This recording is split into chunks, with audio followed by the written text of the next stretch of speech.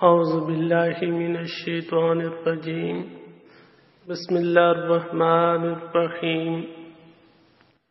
آج ہم سنیں گے شب قدر کے فضائل اور معمولات اور عبادات اور لیلۃ القدر نام رکھنے کی وجہ۔ نبی کریم علیہ الصلوۃ والسلام کا فرمان عالی شان ہے، تم اپنی مجلسوں کو مجھ پر درود پاک پڑھ کر آراستہ کرو، کیونکہ تمہارا مجھ پر درود پاک پڑھنا بروز قیامت تمہارے لیے نور ہوگا۔ صلو علی الحبیب صلی اللہ تعالی علی محمد صلی اللہ علیہ وسلم۔ یوں ہی تو رمضان المبارک کی ساری راتیں ہی برکت والی ہیں اور ہر رات رحمت الہی برستی ہے، مگر اس ماہ مقدس کے آخری عشرے کی طاق راتوں میں پوشیدہ لیلۃ القدر کی تو کیا ہی بات ہے۔ یہ رات انتہائی برکت والی رات ہے اور لیلۃ القدر نام رکھنے کی وجہ، اس مبارک رات کو لیلۃ القدر اس لیے کہتے ہیں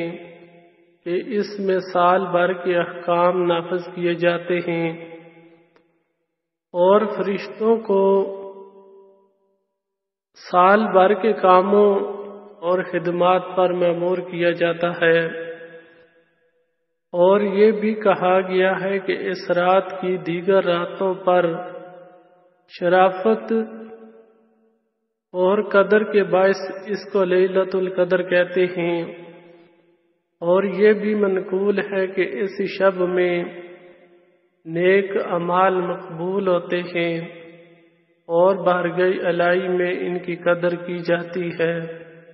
اس لیے اس کو لیلۃ القدر کہتے ہیں۔ اس رات کے بے شمار فضائل و برکات ہیں، چنانچہ کہ حضرت سیدنا ابو ہریرہ رضی اللہ تعالیٰ عنہ سے روایت ہے کہ حضور نبی رحمت صلی اللہ تعالیٰ علیہ وآلہ وسلم نے ارشاد فرمایا، جو شب قدر میں ایمان و اخلاص کے ساتھ رات کو عبادت کرے اور اس کے سابقہ گناہ بخش دیے جاتے ہیں، یعنی رات بھر قرآن کریم کی تلاوت کرے اور نوافل پڑھے، حتیٰ کہ ساری رات وہ عبادت الہی میں گزارے، تو اس حدیث کے مطابق اس کے سارے گناہ بخش دیے جاتے ہیں۔ شب قدر کے نوافل ہو سکے تو اس بابرکت رات کو پانے کے لیے بالخصوص ماہ رمضان کے آخری عشرے کی طاق راتوں کو جاگ کر رب کریم کی عبادت کیجیے، کیونکہ یہ بلائیوں والی رات ہے، یہ رحمتوں والی رات ہے، یہ دعاؤں کی قبولیت کی رات ہے، یہ بخشش کی رات ہے۔ اسی وجہ سے تو ہمارے پیارے آقا صلی اللہ تعالی علیہ وآلہ وسلم اس رات کو پانے کے لیے آخری 10 دنوں میں خوب عبادت کرتے اور راتوں کو جاگتے اور اپنے اہل خانہ کو بھی جگایا کرتے۔ ہمارے پیارے نبی حضرت محمد مصطفیٰ صلی اللہ تعالی علیہ وآلہ وسلم شب قدر میں نماز ادا فرماتے، قرآن کریم کی تلاوت اور دعا اور ذکر و اذکار بھی فرماتے۔ مولا کائنات امیر المومنین سیدنا علی المرتضیٰ شیر خدا کرم اللہ تعالی وجہ الکریم سے روایت ہے، جو شخص رمضان المبارک کی 27ویں شب 2 رکعت نماز اس طرح ادا کرے کہ اس کی ہر رکعت میں سورہ فاتحہ کے بعد سورہ قدر 1 بار اور سورہ اخلاص 100 بار پڑھے، اور جب نماز سے فارغ ہو جائے تو پھر 100 بار درود پاک پڑھے تو اس شخص کو بے شمار اجر و ثواب حاصل ہوگا۔ حضرت سیدنا علامہ اسماعیل حقی رحمۃ اللہ تعالی علیہ فرماتے ہیں، جو شب قدر میں خلوص نیت سے نوافل پڑھے گا اس کے اگلے پچھلے گناہ معاف ہو جائیں گے، لہذا اس رات کو ہرگز غفلت میں نہیں گزارنا چاہیے، کیونکہ جو اس رات رحمت الہی سے محروم ہو گیا تو وہ بہت ہی بد نصیب ہے۔ ہمارے پیارے نبی حضرت محمد مصطفیٰ صلی اللہ تعالی علیہ وآلہ وسلم نے فرمایا، تمہارے پاس ایک مہینہ آیا ہے جس میں ایک رات ایسی بھی ہے جو 1000 مہینوں سے افضل ہے۔ جو شخص اس رات سے محروم رہ گیا گویا وہ تمام بھلائیوں سے محروم رہ گیا، اور اس کی بھلائی سے محروم نہیں رہتا مگر وہ شخص جو حقیقتاً محروم ہے۔ اسی طرح اس رات دعا بھی مانگیں کہ شب قدر میں ایک گھڑی ایسی بھی ہوتی ہے جس میں جو دعا مانگی جائے قبول ہوتی ہے۔ اس رات ایسی دعائیں مانگنی چاہیے کہ جو دونوں جہانوں میں فائدہ مند ہوں، مثلاً اپنے گناہوں کی معافی اور رضائے الہی کے حصول کی دعا کریں، اور اس رات میں دعا مانگنے کی ترغیب ہمارے پیارے آقا حضرت محمد مصطفیٰ صلی اللہ تعالی علیہ وآلہ وسلم نے بھی ارشاد فرمائی ہے۔ چنانچہ کہ شب قدر کی دعا ام المومنین حضرت سیدہ عائشہ صدیقہ رضی اللہ تعالی عنہا روایت فرماتی ہیں، میں نے آقا کریم صلی اللہ تعالی علیہ وآلہ وسلم کی بارگاہ میں عرض کی، یا رسول اللہ صلی اللہ تعالی علیہ وآلہ وسلم، اگر مجھے شب قدر کا علم ہو جائے تو کیا پڑھوں؟ آقا کریم علیہ الصلوۃ والسلام نے ارشاد فرمایا، اس طرح دعا مانگو، اللہم انک عفو کریم تحب العفو فاعف عنی، یعنی اے اللہ بے شک تو معاف فرمانے والا کرم فرمانے والا ہے اور معاف کرنے کو پسند کرتا ہے، مجھے بھی معاف فرما دے۔ لیلۃ القدر کی دن کی فضیلت اور نوافل، جس طرح شب قدر رحمتوں نازل ہونے کا سبب ہے، اسی طرح لیلۃ القدر کا دن بھی عظمتوں اور برکتوں والا ہے، لہذا اس دن بھی خوب عبادت کرنی چاہیے۔ چنانچہ کہ حضرت سیدنا امام شافعی رحمۃ اللہ تعالی علیہ فرماتے ہیں، میں یہ چاہتا ہوں کہ لوگ لیلۃ القدر کے دن میں بھی رات کی طرح دلچسپی سے عبادت کریں، اور امام شیبی رحمۃ اللہ تعالی علیہ فرماتے ہیں، لیلۃ القدر کا دن بھی رات کی طرح افضل ہے۔ تارک سلطنت محدوم حضرت سید اشرف جہانگیر سمنانی رحمۃ اللہ تعالی علیہ فرماتے ہیں کہ 27 رمضان المبارک دن میں بھی 12 رکعت نماز ادا کریں، اس کی ہر رکعت میں سورہ فاتحہ اور آیت الکرسی اور سورہ قدر 1 بار اور سورہ اخلاص 7 بار پڑھیں۔ جب نماز سے فارغ ہو جائیں تو 100 بار کہیں، لا الہ الا اللہ محمد رسول اللہ، پھر 3 بار درود پاک پڑھیں، تو اللہ پاک قیامت کے دن اس سے بے حساب عذاب دور فرمائے گا، اور وہ انبیاء کرام علیہم السلام کے ساتھ جنت میں داخل ہوگا۔ لہذا ہمیں چاہیے کہ ماہ رمضان المبارک اور اس کی مخصوص راتوں میں بالخصوص رمضان المبارک کی 27ویں شب عبادت کرنے کے ساتھ ساتھ ساری زندگی اللہ رب العزت کی اطاعت و عبادت میں بسر کریں، تاکہ ہم بروز محشر اللہ کریم کی بارگاہ میں سرفرو ہو کر جہنم کے عذاب سے بچنے میں کامیاب ہو سکیں۔ اے اللہ عز و جل اپنے پیارے محبوب علیہ السلام کے طفیل ہم گنہگاروں کو لیلۃ القدر کی برکتوں سے مالا مال فرما اور زیادہ سے زیادہ اپنی عبادت کی توفیق عطا فرما۔ ماہ رمضان اور بزرگوں کے معمولات۔ ہم نے ماہ رمضان میں کی جانے والی عبادت اور ان کے فضائل برکات میں لاحظہ کیے، جس سے یقیناً ہمارے دل میں بھی رمضان شریف کو عبادت اور نیکیوں میں گزارنے کا جذبہ پیدا ہوا ہوگا۔ آئیں اپنے دل میں مزید نیکیوں کا جذبہ پیدا کرنے کے لیے بزرگان دین کے معمولات ملاحظہ کرتے ہیں کہ وہ حضرات کس طرح رمضان المبارک کو نیکیوں میں گزارتے تھے۔ بزرگان دین اور شوق تلاوت امام اعظم ابو حنیفہ رحمۃ اللہ تعالی علیہ رمضان المبارک اور عید الفطر میں 62 قرآن پاک ختم کیا کرتے تھے، ایک دن میں اور ایک رات میں اور ایک تراویح میں اور ایک عید کے دن۔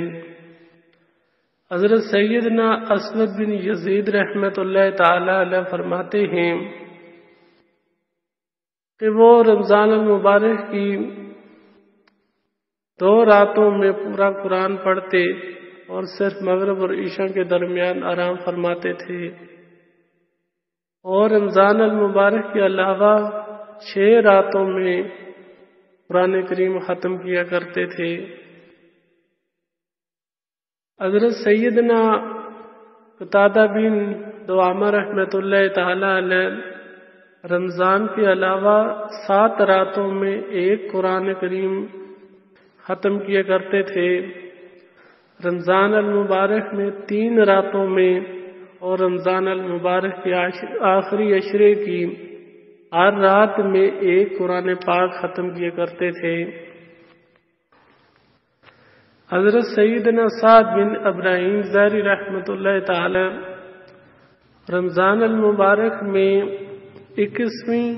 23ویں اور 25ویں اور 27ویں اور 29ویں کو اس وقت تک افطار نہ کرتے جب تک کہ قرآن کریم ختم نہ کر لیتے، مغرب و عشاء کے درمیان اخروی معاملے میں غور و فکر کرتے رہتے اور اکثر افطار کے وقت مساکین کو بلاتے تاکہ وہ بھی ان کے ساتھ افطار کریں۔ حضرت امام شافعی رحمۃ اللہ تعالی علیہ ماہ رمضان المبارک میں نمازوں میں 60 قرآن پاک ختم کیا کرتے تھے۔ دیکھا آپ نے کہ ہمارے اسلاف ماہ رمضان المبارک کی آمد کے ساتھ ہی عبادت میں مشغول ہو جاتے اور کثرت سے تلاوت قرآن کریم کرتے، اور کچھ روزانہ قرآن کریم ختم کرتے تو کچھ 2 دن میں تو کچھ 3 دن میں ختم کرتے۔ لیکن افسوس ہم ماہ رمضان کو بھی دوسرے مہینوں کی طرح غفلت میں گزار دیتے ہیں اور قرآن کریم کی تلاوت سے محروم رہتے ہیں، حالانکہ تلاوت قرآن اور ختم قرآن کے بہت سے فائدے ہیں۔ ختم قرآن کے فائدے حضرت سیدنا ابراہیم تیمی رحمۃ اللہ تعالی علیہ فرماتے ہیں جس نے دن کے ابتدائی حصے میں قرآن پاک ختم کیا، فرشتے شام تک اس کے لیے دعائی کرتے رہتے ہیں، اور جس نے رات کے ابتدائی حصے میں قرآن پاک ختم کیا، فرشتے صبح تک اس کے لیے دعائیں کرتے رہتے ہیں۔ حضرت سیدنا حبیب بن ابی عمر رضی اللہ تعالیٰ عنہ فرماتے ہیں کہ جو شخص قرآن مجید ختم کرتا ہے فرشتہ اس کی دونوں آنکھوں کے درمیان یعنی پیشانی کا بوسہ لیتا ہے۔ حضرت سیدنا امام مجاہد رحمۃ اللہ تعالی علیہ فرماتے ہیں لوگ ختم قرآن کے وقت جمع ہوتے اور کہتے کہ اس وقت رحمت الہی نازل ہوتی ہے۔ ہمیں چاہیے کہ ماہ رمضان المبارک میں دیگر عبادات کے ساتھ کثرت سے تلاوت قرآن بھی کریں۔ بزرگوں کا شوق عبادت، آئیں اپنے بزرگوں کی عبادات کے مزید واقعات ملاحظہ فرمائیں۔ سحری تک قیام فرماتے حضرت سیدنا عبداللہ بن ابو بکر رحمۃ اللہ تعالی علیہ فرماتے ہیں ہم قیام رمضان سے واپس آتے تو خدام یعنی ملازم سے کہتے کہ جلد کھانا لاؤ، اس خوف سے ہے کہ کہیں فجر طلوع نہ ہو جائے، یعنی وہ ساری رات عبادت کرتے اور جب سحری کا وقت ہوتا تو آپ نے خدام سے کہتے کہ کھانے کے لیے کچھ لاؤ کہیں فجر طلوع نہ ہو جائے۔ رات دن جاگتے رہتے۔ حضرت سیدنا ابراہیم بن ادہم رحمۃ اللہ تعالی علیہ رمضان کے مہینے میں دن کے وقت فصل کی کٹائی کرتے اور رات میں نفل نمازیں پڑھتے۔ آپ رحمۃ اللہ تعالی علیہ نے رمضان المبارک کے 30 دن یوں ہی گزارے کہ نہ رات کو سوتے نہ دن کو۔ بزرگان دین رحم اللہ تعالی دن بھر روزے کی حالت میں محنت مشقت کرتے اور راتیں نوافل کی ادائیگی میں بسر کرتے اور پورا مہینہ آرام نہیں فرماتے اور دن رات جاگ کر ہمارے بزرگان دین عبادت کرتے رہتے تھے۔ حضرت سیدنا ابراہیم بن ادہم رحمۃ اللہ تعالی علیہ رمضان کے مہینے میں دن کے وقت فصل کی کٹائی کرتے اور رات میں نفل نمازیں پڑھتے۔ آپ رحمۃ اللہ تعالی علیہ نے رمضان المبارک کے 30 دن یوں ہی گزارے کہ نہ رات کو سوتے اور نہ دن کو۔ بزرگان دین رحم اللہ تعالی دن بھر روزے کی حالت میں محنت مشقت کرتے اور راتیں نوافل کی ادائیگی میں بسر کرتے اور یوں ہی پورا مہینہ آرام نہیں فرماتے۔ اس سے ان لوگوں کو درس عبرت حاصل کرنا چاہیے جو کبھی گرمی کی شدت کا بہانہ بنا کر رمضان کے روزے چھوڑ دیتے ہیں تو کبھی کاروبار اور کبھی کمزوری کا بہانہ بنا کر تراویح نہیں پڑھتے، حالانکہ ہمارے اسلاف ماہ رمضان کو عبادت اور رب کریم کی اطاعت و فرما برداری میں گزارتے، کبھی ساری رات قرآن کریم کی تلاوت کرتے تو کبھی ساری رات نوافل کی ادائیگی میں بسر کرتے، کبھی ساری رات توبہ و استغفار کرتے تو کبھی فکر آخرت کے بارے میں سوچ کر ساری رات آنسو بہاتے اور اپنی عبادت کی قبولیت کے لیے خوب دعائیں کرتے۔ چنانچہ کہ ایک بزرگ رحمت اللہ تعالی علیہ بیان کرتے ہیں کہ پہلے کے بزرگان دین رحم اللہ تعالی 6 مہینے دعا کرتے تھے کہ یا اللہ ہمیں رمضان نصیب فرما، اور پھر رمضان کے بعد 6 مہینے یہ دعا کرتے کہ یا اللہ ہماری رمضان کی عبادتیں قبول فرما۔ لہذا ہمیں چاہیے کہ رمضان المبارک کے بابرکت دن ہوں یا عظمتوں والی رات،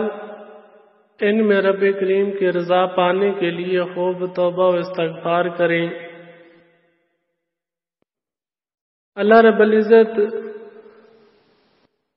ہمیں ان باتوں کو سیکھنے، سمجھنے اور ان پر عمل کرنے کی توفیق عطا فرمائے۔ اللہ تعالیٰ اس ماہ رمضان المبارک کے صدقے تمام مسلمانوں پر آنے والی ہر پریشانی مصیبت دور فرمائے۔